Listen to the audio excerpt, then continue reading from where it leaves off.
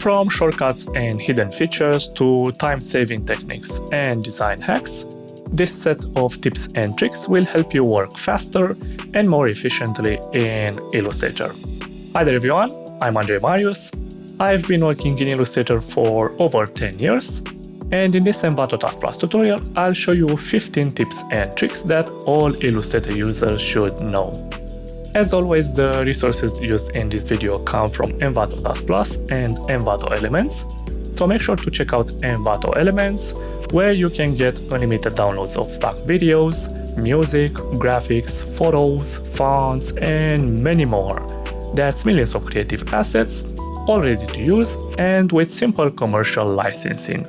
You can subscribe right now using the link in the description. If you haven't done it already, subscribe to our YouTube channel, and that being said, let's move to Illustrator.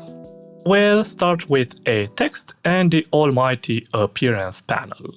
Combining these two, you can stylize a text while keeping it fully editable. You can add a bunch of fills, strokes, and effects.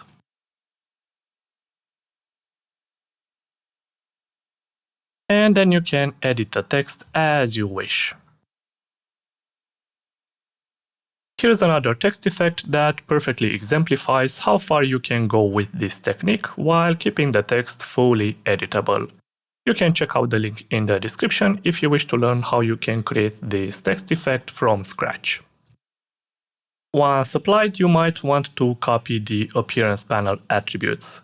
Sure, you can go to the Layers panel, find your stylized text, hold down the Alt key and click this target icon onto the target icon that stands for your other object, and once you release the mouse button, the appearance attributes will be applied for your other object. While this is a viable method, you should know that there is an even easier way that you can use to copy and paste appearance attributes. Start by selecting the eyedropper tool, double-click it and make sure that the appearance boxes are checked. Click OK. Now hold down the Control key for a few moments, which will activate the selection tool. So now you can select this text. Release the Control key and now just click your stylized text, which will apply the same attributes for your selection. Once you stylize a text, you might want to resize it. If you wish to scale these settings proportionally, you will need to go to Edit, Preferences, and General. Check this Scale Strokes and Effects box. Click OK. And now, as you can see, whenever you scale a text, all the settings will scale proportionally. One other quick note before we continue with the next tip is that whenever an object uses patterns or round corners, keep in mind that you need to go again to Edit, Preferences and General, and check these two boxes if you wish to proportionally scale these two settings. If you wish to scale a pattern in a non-destructive way, meaning that you can always return to the original size or further adjust the scaling, you can easily achieve this using a transform effect. Just go to Effect, Distort and Transform. Remember to uncheck this box and keep the Transform Patterns box checked, and then play with the sliders to adjust the scale of your pattern as you need. Keep in mind that you can increase this value even more. Click OK to apply the effect. Now, if you wish to return to the original pattern size, simply disable this transform effect, and whenever you need to further adjust the scale settings, click the transform effect and adjust these sliders. Keep in mind that you can also rotate your pattern, move it, and even flip it. Let's continue with a simple trick which can be used when saving a pattern in Illustrator. When dealing with simple designs, sure, you can drag your design inside the swatches panel to save it as a pattern.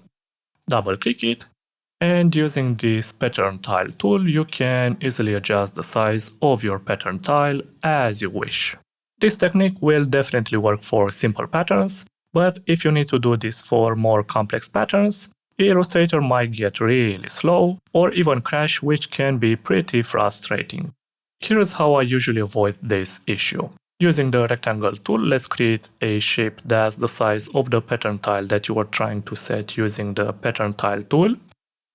Right-click it and send this shape to back. Keep it selected, and it's very important to make it invisible, so remove the fill color and also the stroke color. Now select this invisible rectangle along with all the shapes that make up your pattern. Again, drag them inside the swatches panel to save them as a pattern. And now if we double-click this pattern, you can see that the invisible rectangle dictates the size of the pattern tile, so you won't have to mess with the pattern tile tool. Most probably you're familiarized with the default toolbar, but did you know that you can add custom toolbars? Just click this button, go up and click this tiny button, select new toolbar, let's give it a name, click OK. You can move this new toolbar aside, click this button and simply click and drag the tools that you need. This might be pretty helpful if you're planning to use some tools that do not have keyboard shortcuts assigned. Now, if you close this toolbar, you can easily reopen it by going to Window, Toolbars, and you'll find the name of your toolbar. And if you wish to remove it, go to Window, Toolbars, Manage Toolbars, select the toolbar that you wish to remove, and click this trash icon. Using the drawing mode commands, you can easily switch between adding new objects above, below, or even inside existing objects. So normally, whenever you draw a new object, it goes on top of your design. Let's remove this shape, select Draw Behind from this drop-down menu, and now any new object that you add will go behind the rest of your design. Keep in mind that this only applies for the selected layer. As long as you have a shape selected and you select Draw Inside, now any new shape that you create will be masked by your previously selected shape. Keeping your panels clean and tidy will definitely increase your work speed, so in some cases you might want to remove the assets that you do not use. We'll use the brushes panel for this example, but keep in mind that this also applies for the symbols panel, the swatches panel, or the graphic styles panel. To remove the brushes that you do not need, open the flyout menu from the brushes panel, go to Select All Unused, which will instantly select all the brushes that you do not use in your current design, and then remove them using this trash can button. Besides the classic zooming commands, which are Ctrl+ and Ctrl- to zoom in and out, Ctrl-0 to fit the artboard inside your screen, or the classic zoom tool, zooming in Illustrator can also be done using the mouse wheel. Just go to Edit, Preferences, and General. Check this Zoom with Mouse Wheel box, click OK, and now using the mouse wheel you can easily zoom in and out. Keep in mind that you don't have to keep the zoom tool active whenever you wish to zoom using the mouse wheel. And the nice thing about this technique is that you can zoom in using the mouse wheel even when this box is unchecked, as long as you hold down the Alt key. Whenever you add new text in Illustrator, you can easily notice that you're always getting this myriad font for your starting text. To adjust this default setting, you need to open the Character Styles panel, so let's go to Window, Type, and Character Styles.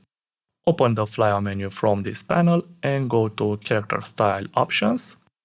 From this new panel, you need to select Basic Character Formats, and here you can adjust the default settings.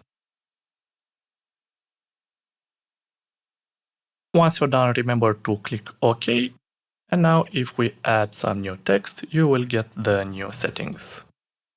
When working with text, you might want to set some words that will never get hyphenated.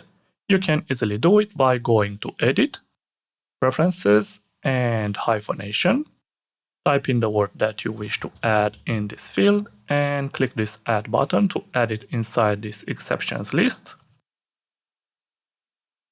And now, as you can see, once you click OK, these two words will no longer be hyphenated. There's more than just one method that you can use to warp text in Illustrator, but probably the fastest and most versatile is this one. All you'll need is a piece of text and a shape. Make sure that the shape lies on top of your text. Then select both of these elements and go to Object, Envelope Distort, and make with top object. As you can see, this will warp your text, making it fit into the shape's boundaries. Selecting multiple objects in Illustrator can be a bit time-consuming, especially when you're working on a complex design.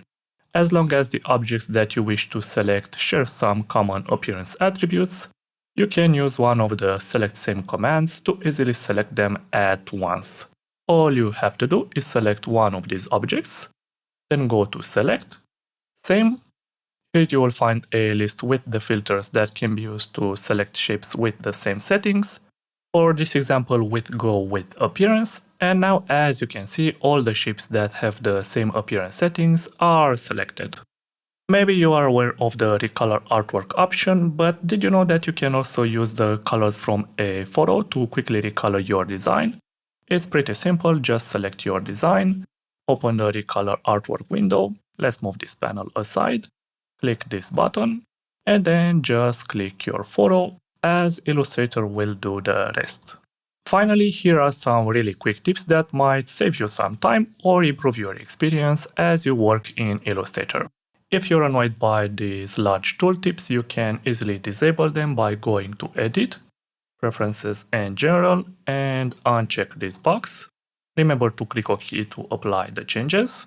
Whenever you select a shape and you can't see any edges around your selection, remember to go to View and Show Edges. Now, if you select this shape using the selection tool, you should also be able to see the bounding box, which can be used to rotate or scale a shape. So if you can't see it, go to View and Show Bounding Box. If you select this shape using the direct selection tool and you can't see the corner widgets, go to View and Show Corner Widget. This can be used to easily add rounded corners for your shape. As long as your shape is filled with a gradient and you have the gradient tool active, you should be able to see the gradient annotator. And if you can't see it, go to View and Show Gradient Annotator. This can be used to adjust your gradient. And last but not least, remember that you can press Shift, Ctrl, and I to easily get rid of this perspective grid whenever you accidentally turn it on. That's it. Remember that you can find tutorials on how to create most of the designs used in this video. Just check out the links in the description. If you enjoyed this video, why not give it a like, as it helps me know that I did a good job. Subscribe if you haven't done it already, and don't forget to click that little bell icon to make sure that you'll be notified whenever new tutorials are published. I'm Andrei Marius, and I'll see you in the next video.